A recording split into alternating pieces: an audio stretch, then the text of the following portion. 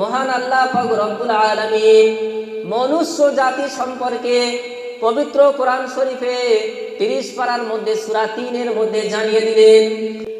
3 এবং জাইতুনের কসম খেয়ে আল্লাহ পাক বলছেন অতুরি সিনিন, এবং পবিত্র তুর পাহাড়ের কসম খেয়ে বলছেন ওয়াহাজাল বালাদিল আমিন, এবং পবিত্র মক্কা শরীফের কসম খেয়ে বলছেন লাকাদ খালাকনাল ইনসানা ফি আহসানি তাকওয়িম।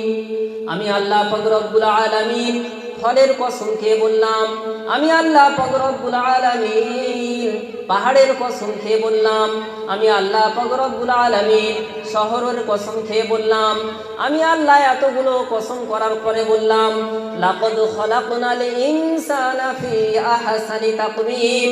আমি সবথেকে সুন্দর আকৃতিতে মানুষকে আমি আল্লাহ